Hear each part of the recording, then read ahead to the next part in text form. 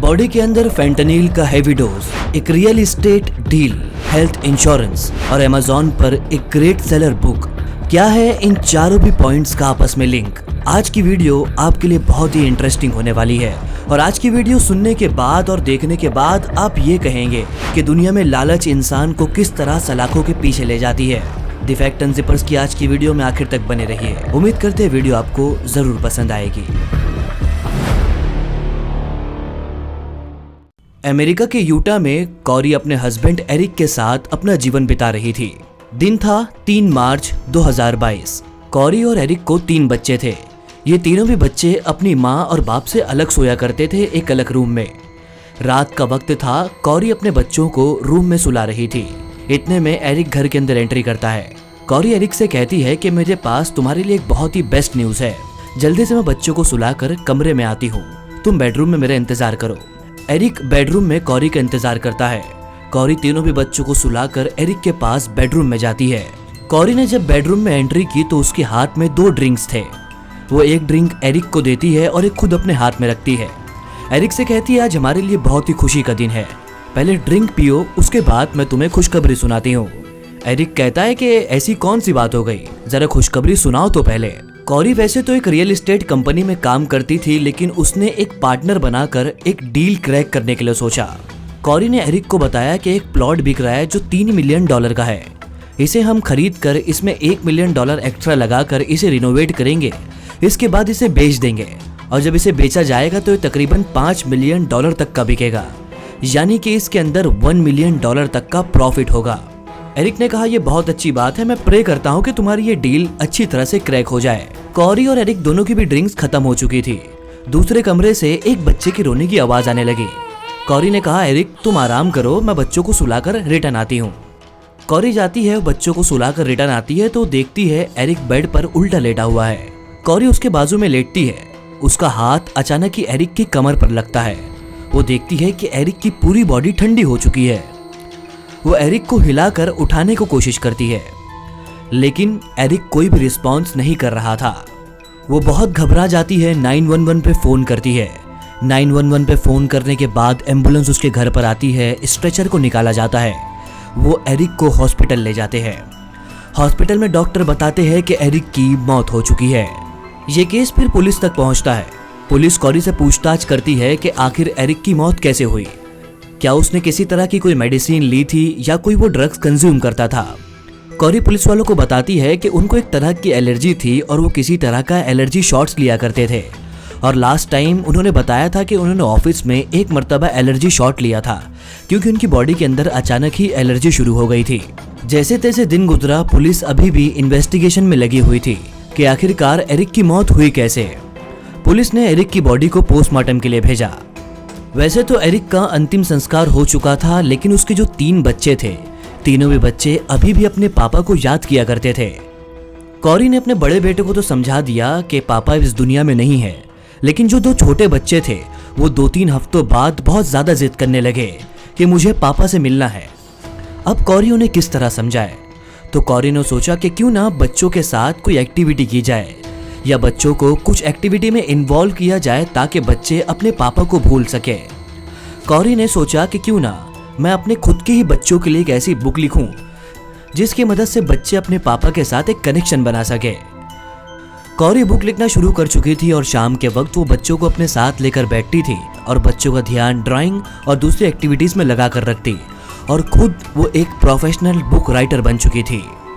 वो हर शाम बच्चों को कहानियां सुनाया करती थी। वो बच्चों से कहती कि जो आसमान में स्टार्स दिख रहे हैं वही तुम्हारे पापा है और आज के वक्त वो एक एंजल बन चुके हैं। दिन आया 13 अप्रैल 2022। कॉरी के घर के बाहर एक पुलिस की गाड़ी आती है। उसके अंदर से एक इंस्पेक्टर निकलते हैं। वो कॉरी के घर का दरवाजा खटखटाते हैं और कॉरी के आने के बाद उसे ये बताते हैं कि एरिक की बॉडी के अंदर फेंटनिल नाम के केमिकल की मात्रा बहुत ही ज्यादा थी। ये फेंटनिल की मात्रा इतनी ज्यादा थी कि जो तकरीबन 5 इंसानों को मारने के बराबर थी। कॉरी को यह सुनकर काफी हैरानी हुई। वो पुलिसमैन से कहती है कि एरिक किसी भी तरह का कोई ड्रग कंज्यूम नहीं करते थे।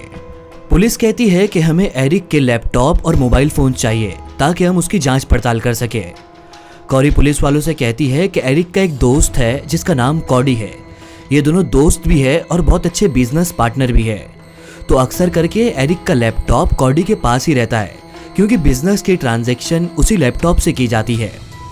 पुलिस पूछती है क्या कॉडी के बारे में तुम कुछ और बता सकते हो, क्या इनके बीच में कोई तनाव या कोई दुश्मनी जैसी चीज थी। कॉरी पुलिस को बताती है कि एक मर्तबा एरिक और कॉडी जंगल में घूमने के लिए गए हुए थे। वहां पर कॉडी ने एक जंगली जानवर का शिकार किया था। एरिक को ये बात बिल्कुल भी पसंद नहीं आई। वो पुलिस में जाकर अपने ही दोस्त के खिलाफ शिकायत करता है और इस शिकायत के बाद पुलिस कॉडी को 3 महीने की जेल सुना देती है। लेकिन जब कॉडी जेल से वापस आया तो भी इनका बिजनेस ठीक ठीक चल रहा था। ये सुनने के बाद पुलिस डायरेक्टली पहुंचती है कॉडी के घर पर। कॉडी से पूछताछ की जाती है कि आखिर एरिक का लैपटॉप तुम्हारे पास है या नहीं। कॉडी कहता है लैपटॉप तो मेरे पास ही है क्योंकि हम दोनों एक बिजनेस पार्टनर है, जिस वजह से हम लैपटॉप को आपस में एक्सचेंज करते रहते थे।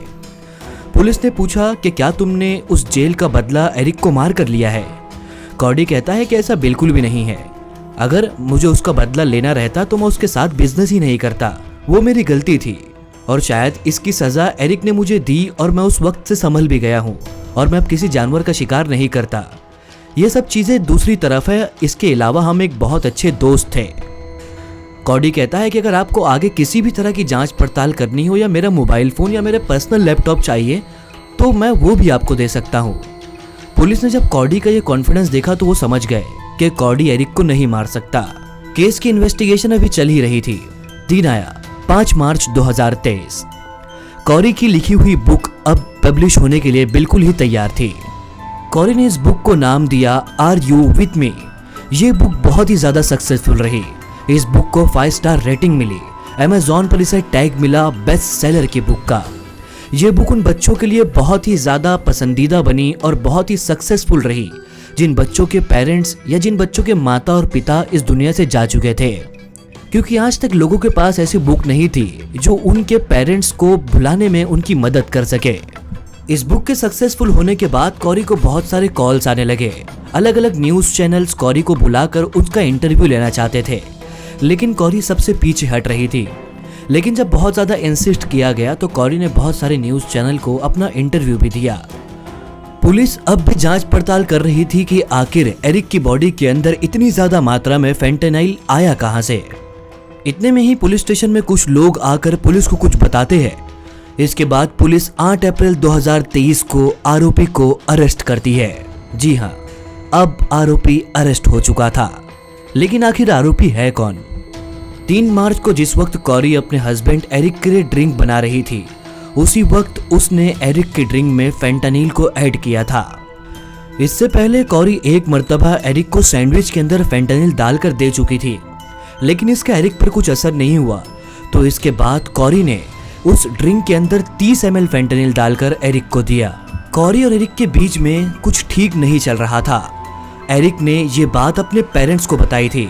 एरिक ने यह भी बताया था कि कॉरी उसके नाम पर $2 मिलियन का लोन लेना चाहती थी, लेकिन एरिक इस बात से हमेशा मना करता था। एरिक और कॉरी के बीच ताल्लुकात इतने खराब हो चुके थे कि अब बात डाइवोर्स तक पहुंच चुकी थी। और वो लोग जिन्होंने आकर पुलिस को एरिक और कॉरी के बारे में बताया वो कोई और नहीं बल्कि एरिक के पेरेंट्स थे।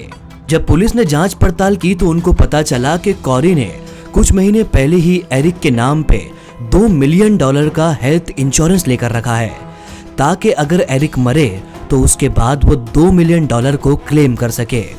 जब पुलिस ने कॉरी की सर्च हिस्ट्री चेक की तो उसके मोबाइल में सर्च हिस्ट्री में पुलिस को ये मिला कि कितनी मात्रा फेंटानिल की इंसान को मार सकती है। उसकी सर्च हिस्ट्री में ये भी मिला कि इलेक्ट्रॉनिक डिवाइस से हिस्ट्री को किस तरह डिलीट किया जाए। यानी कि कॉरी ने पूरी तरह से प्लान बनाया था कि किस तरह एरिक को मारा जाए और मारने से पहले उसके नाम का हेल्थ इंश्योरेंस लिया ताकि मरने के बाद वो $2 मिलियन कमा सके। दोस्तों, ये थी स्टोरी जहां पर कॉरी ने अपने ही हस्बैंड एरिक को मारा $2 मिलियन क्लेम करने के लिए, ताकि वो रियल एस्टेट की प्रॉपर्टी खरीद कर $1 मिलियन कमा सके। ये थी हमारी आज की वीडियो। उम्मीद करते हैं वीडियो आपको पसंद आई होगी। तो हमारे इस वीडियो को जरूर लाइक करें और चैनल को सब्सक्राइब करना ना भूलें। मुलाकात करते हैं हमारी आने वाली अगली वीडियो में। तब तक के लिए टेक केयर।